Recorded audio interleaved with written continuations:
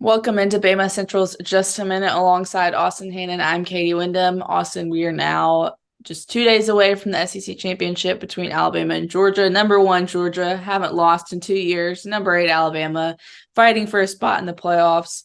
A lot on the line for both teams. What are some of the keys to this game for Alabama? Yeah, I'll start with a pretty obvious one. I think the best player in college football plays on the Georgia Bulldogs. His name is Brock Bowers. How do you stop him, right? I think there's been some rumors about why Alabama has been moving Caleb down to the star spot the last few weeks. We saw it in Lexington. We saw it a lot last week in Auburn. And I people are starting to think it's because they're trying to get him prepared for a man-on-man situation against Bowers on Saturday, which I think is actually brilliant in the terms of the defensive staff's decision to do that. Because you think about the personnel that Alabama has to defend him. The linebackers have been pretty bad in coverage this year, so you don't really feel comfortable doing that.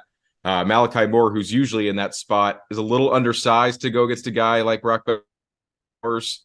And I think that Caleb Downs kind of gives you the best of both worlds, where he's a strong physical guy that plays the back end at safety, but also has coverage skills and can play in that spot. And I think can actually probably going to be the best option to guard Brock Bowers on Saturday.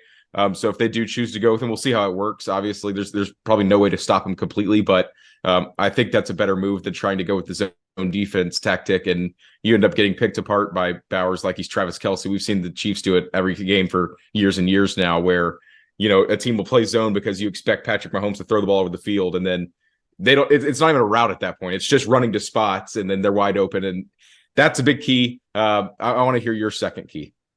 Yeah, for me, it's going to be the battle down in the trenches, the Alabama defensive front against the Georgia offensive line. Georgia has not given up a lot of sacks this year, but they really haven't faced an elite defense or a top defense like Alabama has and the type of edge rushers that Alabama has. So will Alabama be able to get pressure on Carson Beck? Will they be able to force him into mistakes? Will they be able to put Georgia in second and long and third and long situations?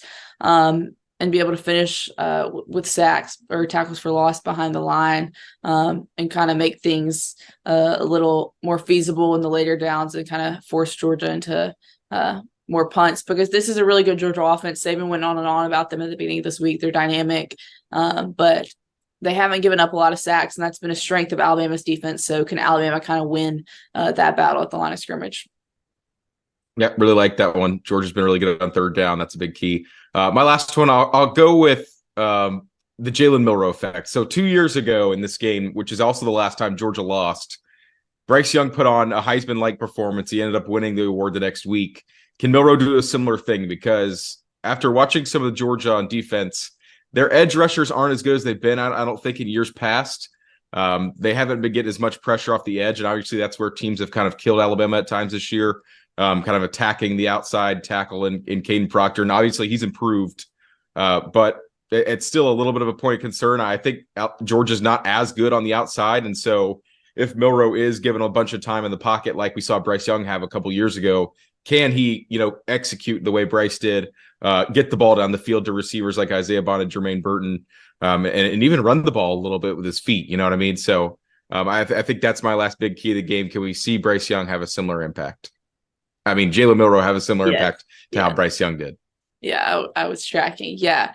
Georgia, I think, has struggled a little bit with mobile quarterbacks this year. And we've seen the last couple of weeks, Jalen Milroe really kind of lean into more of his running side a little bit more. As he says, just be a point guard with the ball, do what the offense needs him to do.